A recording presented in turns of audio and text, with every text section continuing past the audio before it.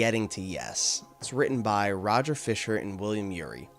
And essentially their main thesis is, listen, we as people, we've got differences. Their solution is something called principled negotiation, which is really just an answer to what they say that most people do, which is positional negotiation or positional arguing. So let's clear up what those two terms mean. Positional negotiation can be thought of as having a fixed opinion, where you spend most of the time cheerleading for your opinion and trying to defeat and discredit the other sides, while principled negotiation tries to find common ground and understand the other side's thinking so that you can work together to solve each of your problems and reach an agreement. What's a problem we can look at? How can we actually apply then this sort of theory? It's trading within fantasy football. You know what the problem is? Most trades don't happen. You know why? Positional arguing, positional negotiation. If we want to get a deal done, how are we going to do it? We're going to have to work with the other people in our league. We're going to have to make a trade. We're going to have to find a way to work with them. Our team's not magically going to get better. And there's 3 ways in Getting to Yes they identify dealing with people to have actually successful principled negotiations. And that's perception, emotion, and communication. So let's walk through how each of those things play themselves out in a fantasy football trade. Let's start with perception, right?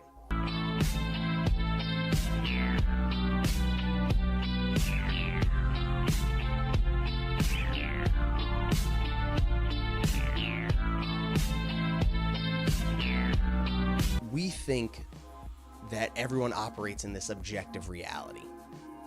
So what is that in fantasy football? It's the amount of points a player scores. Marshawn Lynch, he averages 15 points per game. Lamar Miller, he averages 8 points per game. These are facts. But when it comes to getting a trade done, it's actually the other person's perspective and how they perceive players that matters. So you may be able to look and say, okay, Marshawn Lynch, 15 points. Lamar Miller, 8 points. Marshawn Lynch, better than Lamar Miller. But what if the other person, because they drafted Lamar Miller several rounds before Marshawn Lynch, and they think he's in a better system, thinks they're the equal playing field, or maybe even Lamar Miller's a little better?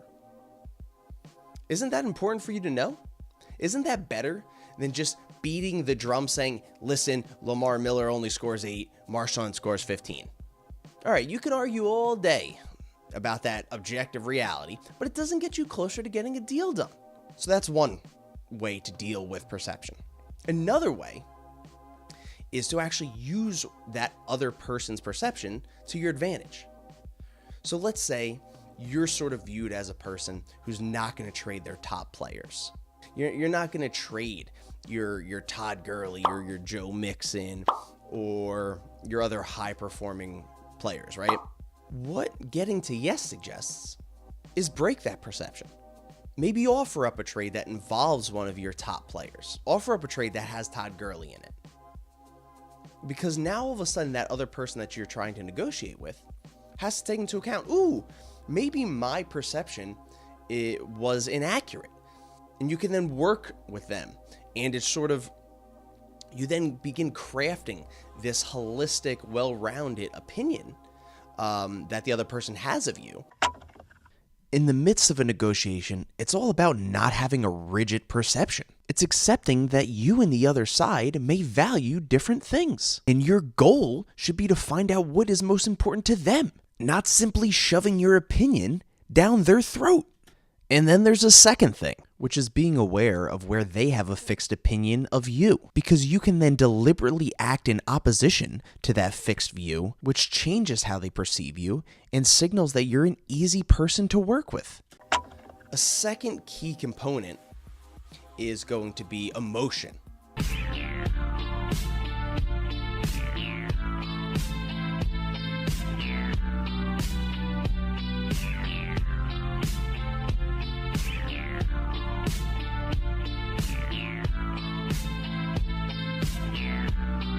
You have to let other people blow off steam.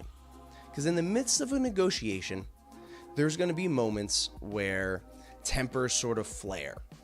And look, it's fantasy football. Like, you want to win. You're playing with your friends or you're playing with your coworkers. You're doing this for fun. You want to enjoy it, because here's what's going to happen.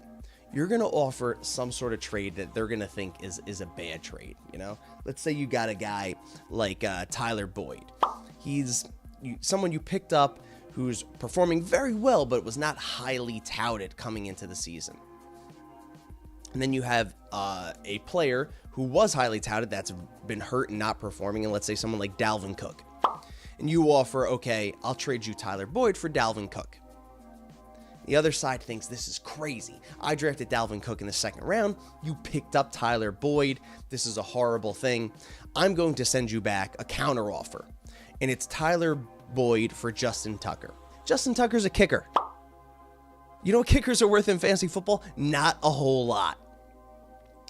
It's sort of that other person's having an emotional reaction because they felt like you offered them a bad deal. You are sort of met with choices now.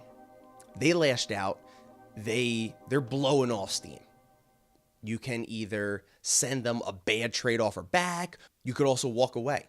Or you could just say, hey, look, maybe that trade offer wasn't fair. Or, hey, why do you think Tyler Boyd for Dalvin Cook wasn't fair? Or, hey, here's how I see it.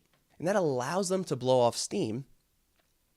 And it also has the benefit of acknowledging their emotions, because you're saying, hey, man, maybe that was a bad offer. Or, hey, man, what were you thinking? I know you're upset, but why? What was your justification? Why did you think this was such a bad offer that I made you? As emotions rise and things get tense in the midst of a negotiation, we actually have an opportunity. By not overreacting when the other side gets upset, we allow them to work through their emotional distress and ultimately return as a more level-headed negotiating partner. Not to mention the new information we have now that they revealed in the midst of them blowing off steam that otherwise may have gone unsaid. And the third tenet is communication.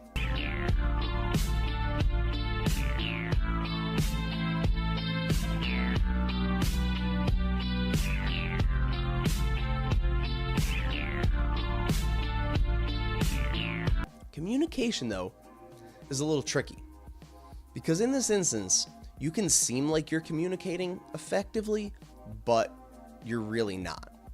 The issue with sending only trade offers via the app, not through text message or not through talking about them, is you don't know if you're an inch away from getting a trade done or a mile away from getting a trade done.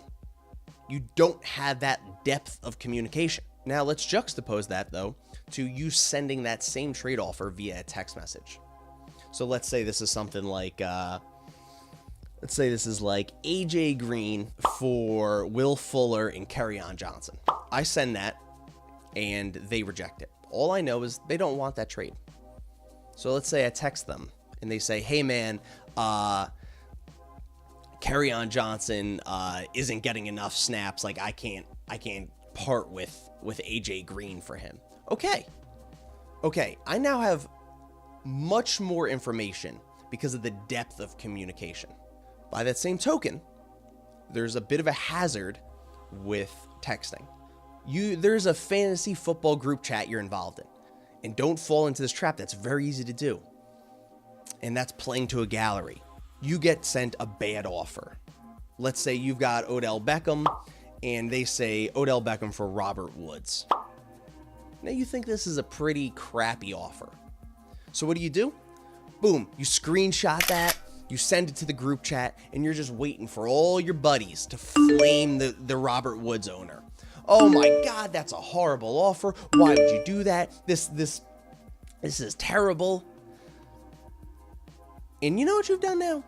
You stroked your ego a little bit, and you've got a bunch of people to gang up on the Robert Woods owner. But maybe that Robert Woods owner has a player that you actually want. Good luck getting a trade done with that person now after you publicly flamed them. You've cut off, really, a lot of the way to communicate.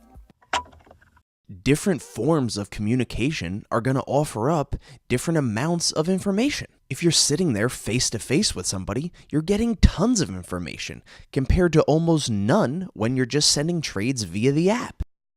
And hey, when it comes down to publicly embarrassing somebody, feel free to do it. But don't ever expect to get a trade done with that person. Let's look back now, right? We talked about perception, and we talked about understanding the other side's perception, and then once again, we talked about understanding the other side's emotions. And finally, when it came down to communication, well, that's a way to also understand those things, because open communication allows you to get that. You can understand how a person's emotions are, and you can talk to them about them.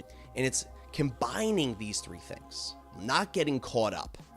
Not getting caught up in playing to a gallery. Not getting caught up in the emotion of someone trying to blow off steam. That's the lesson we can take from getting to yes. It's about solving the problems in our daily life together. I'm giving you a night call, tell you how I feel.